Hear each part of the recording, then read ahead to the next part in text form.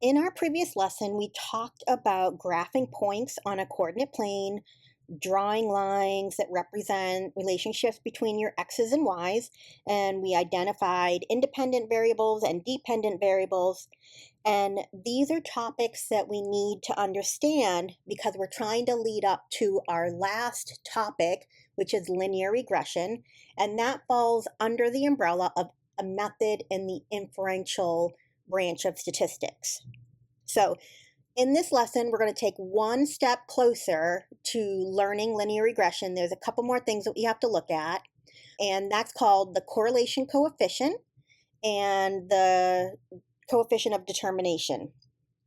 The correlation coefficient, which we label as R, that tells us the direction and the strength of a linear relationship. So when we plot our x's and y points, how close does that look to a line? The closer it is to a line, then the stronger the relationship is to a linear model. Now, the coefficient of determination, that's our correlation coefficient R, that's R squared. And this tells us how much of the variation in the dependent variable, meaning the y variable, can be explained by the independent variable, which is our x. Now we're going to use our R and our R squared to back up what we see with our eyes when we graph. So we can decide if it's a strong relationship or if it's a useful relationship, if it's a linear model. Sometimes we have other shapes like an exponential model or a quadratic model, but we're going to focus on the linear model. Okay, so looking at our correlation coefficient definition, the correlation coefficient R measures the strength and direction of a linear relationship between two quantitative variables, meaning x and y. Now, the value of R is always going to be between -1 and +1 inclusive. So that means it can actually equal -1 and +1 as well. When you look at the value of R, the closer it is to 1, putting the sign aside, whether it's positive or negative, if we just look at the number, the closer that number is to 1, the stronger the relationship is. So if you get exactly 1, whether it's negative or positive, then it's a perfect fit. It's a perfect model. So I'll be able to draw a straight line through every single point.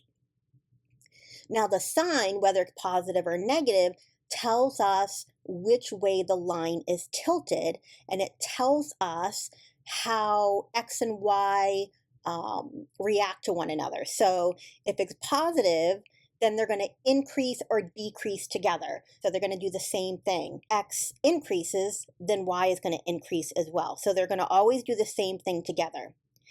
If R is negative, then that means they're doing the opposite. If one is positive, then the other is negative. So if you're close to 0 or 0 for your value of R, then that means it's a very weak or no linear relationship. And then everything in between is probably like moderate, or you can label it as strong if it's like 0.7 or up. We're going to look at that chart here in a minute. When we calculate our value of R, it tells us how strong or how close those points are to an actual line. Then the sign of R tells us the tilt of the line.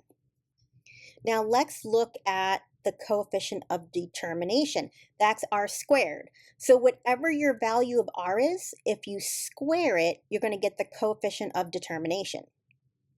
This represents the proportion of variation in the response variable, meaning the y value, that can be explained by the explanatory variable, meaning the x, using a regression line. So in other words, if you have a high value of R squared, the closer it is to 1, just like the correlation coefficient, the closer it is to 1, the better your model is, because the changes in the x and y is going to be based on your model. So in other words, if I plug in a value for x, I'll get out a value for y. If I plug in a different value of x, I'll get a different value of y. And that change in the y is due to your equation, to your model. And anything that's the complement of r squared is going to be what can't be explained. So that means it could be a confounding variable or something that you didn't plan on that changed the model that you weren't expecting. So when you go to interpret the r squared, you would say that whatever the value is, you can say it in percentage form, that is the proportion of the variability in the response variable, meaning the y. You can say y if you want.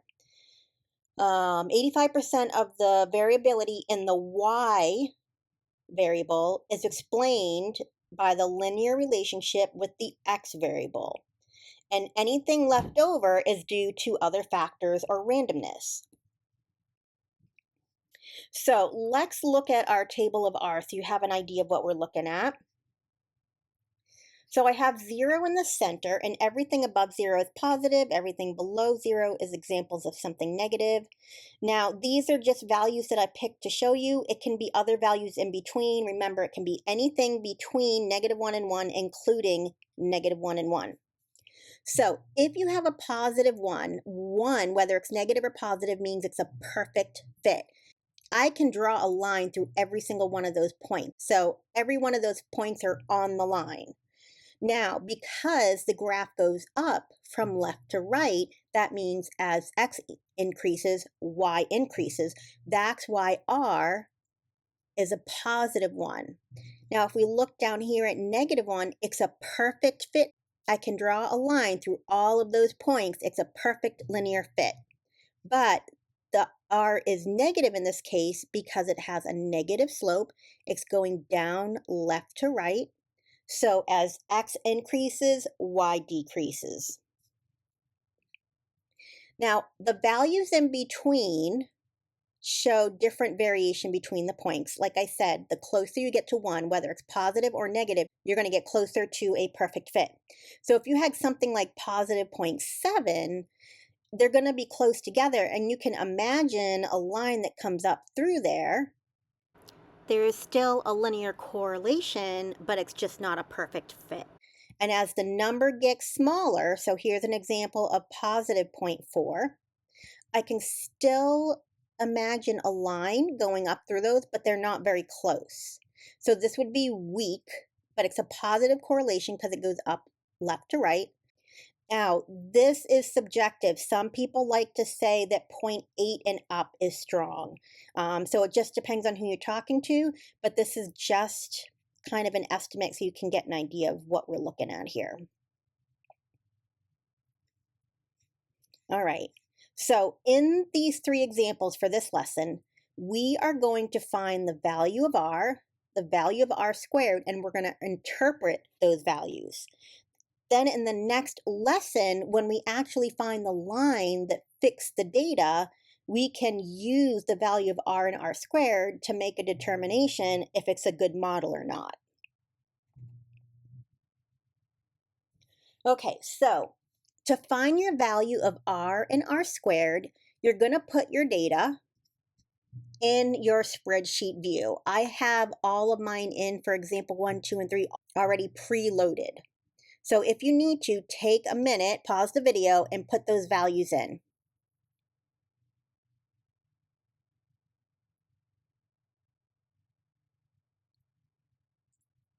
Now let's look at what this context is. It says, as students study more hours, their exam scores tend to increase in a nearly linear fashion. Find the values of r and r squared and interpret both values. So if you look at the table, my x values increase. And if I look at my exam scores, as I go up, my exam scores increase, which means both x and y are increasing together, which means when we find our value of r, it should be positive. So what you're going to do is you're going to highlight the 2 columns that you have for this example.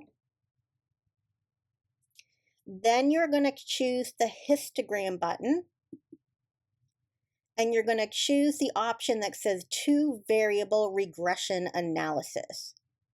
Now, here are the points plotted, And if you're on the none option, you won't see your line. But if you go down and you choose linear, it shows you what the closest possible line looks like to all of those points.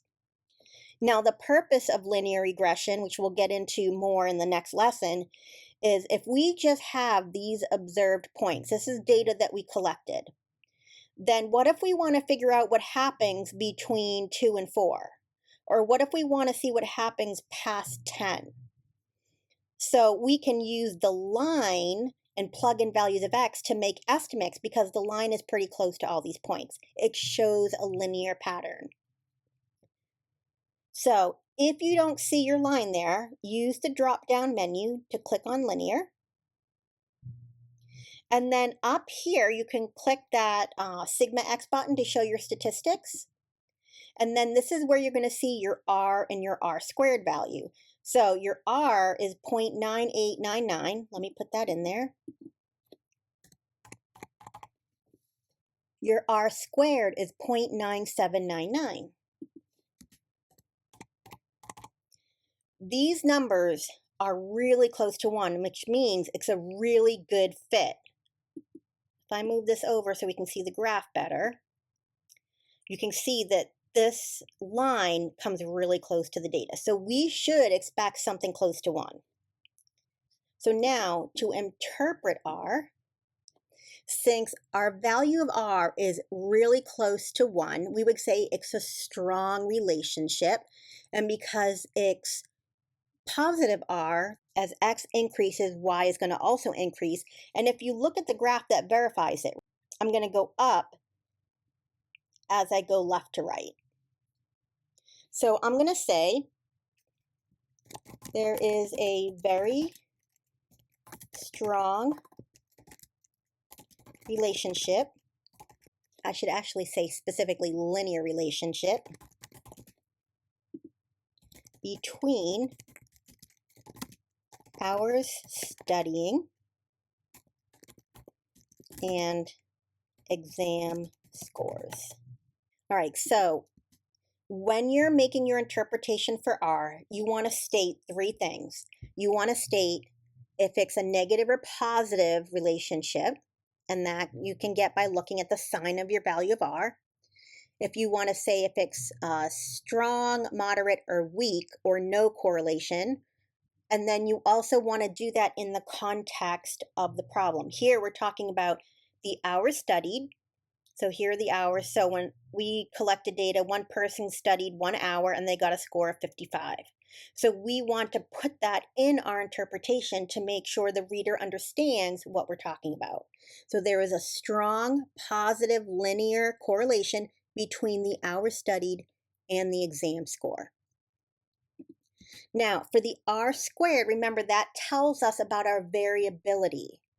That tells us what proportion of the variability in the value of y is based on the value of x in our model.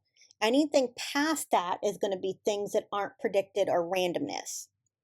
So we would say something like, if we put it in percentage form, it would be 97.99. So about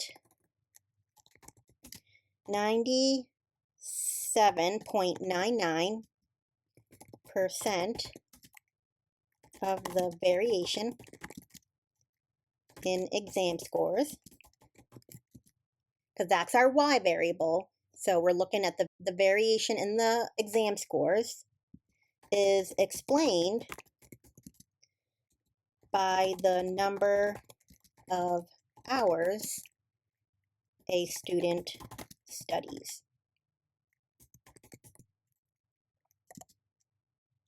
So anything left over, which would be 2.01%, that is variation that cannot be explained.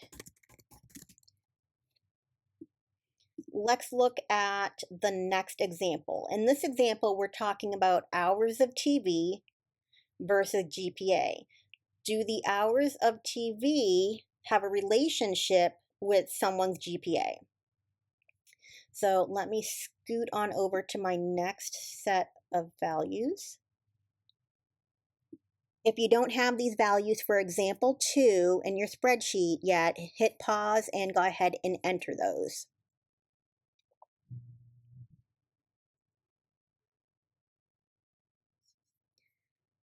Okay, so we want to find the value of r and r squared and interpret those values.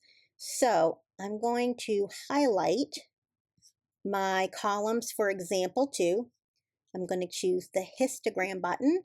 And I'm going to go to 2 variable regression analysis. And then if it doesn't come up, make sure you click on the linear option down here. And you can click this sigma x button to see your statistics. And here you get your value of r and r squared. This looks like a pretty good fit. All right, so my value of r is negative 0.9776. And my value of r squared is down here. That's 0.9557. Now, if we interpret r first, because our value of r is negative 0.9776, that's really close to -1. So that means it's a strong relationship, but it's a negative strong relationship, meaning as one variable increases, the other one is going to decrease. So it's going to appear to have a negative slope. So these here are the points that are plotted here. And here's the line that comes closest to all of those points.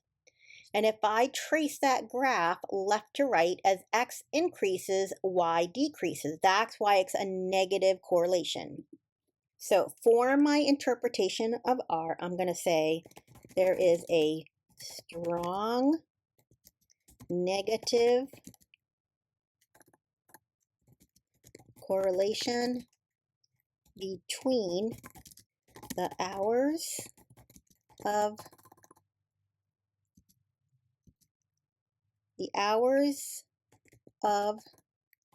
TV that students watch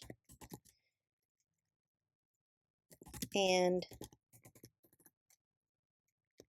their GPA.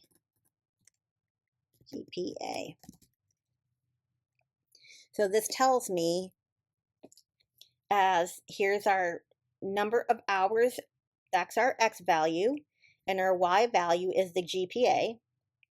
So as the number of hours that a student watches goes up, notice that the GPA goes down, and you can see that here on the graph. And that makes sense because if a student is watching more TV than they are studying, their grade is going to go down. Now, let's look at the interpretation for r squared. Since r squared is 0.9557, we would say about 95.57% of the variation in the GPA values of hours of TV that is watched. Now, the complement of that is 4.43. So 4.43% of the variation in the GPA values cannot be explained by the model.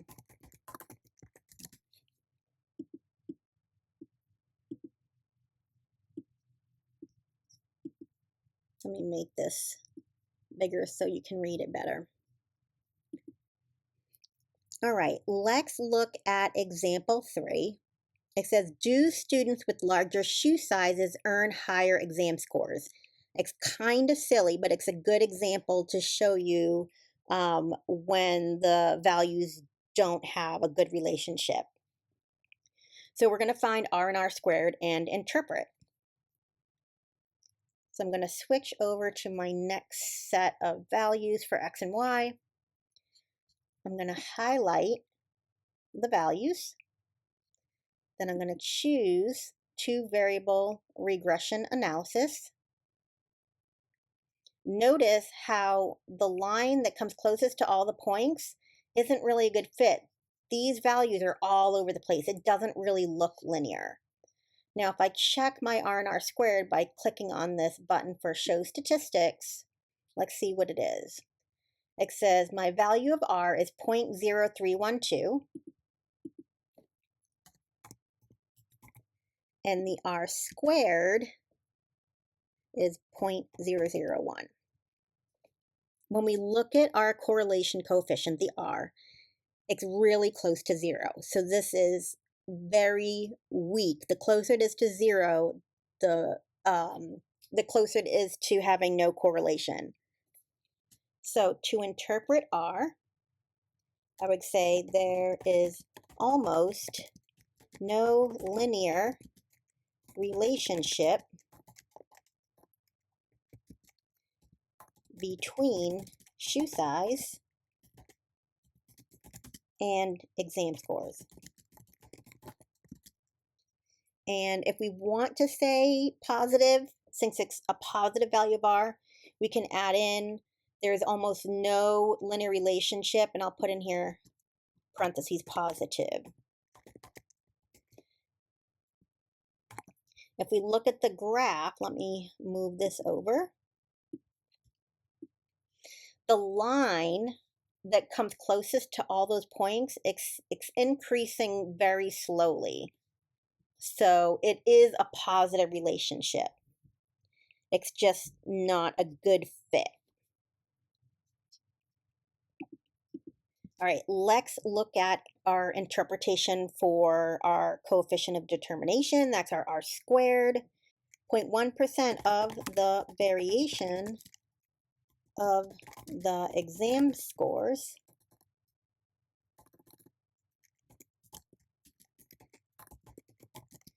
can be explained by the variability in the shoe sizes. So that means 99.9% of the variability cannot be explained. So it's not an expected change in Y value. It's something that we don't know. It's a confounding variable, or it's randomness that was unexpected. The big thing that you need to know about R and R squared, the closer it is to -1 or +1, that means it's going to be a stronger linear relationship. If R is negative, that means as x increases, y is going to decrease. If R is positive, then that means as x increases, y increases. These values are going to help us in the next lesson when we actually talk about the line and see how to actually put it to use.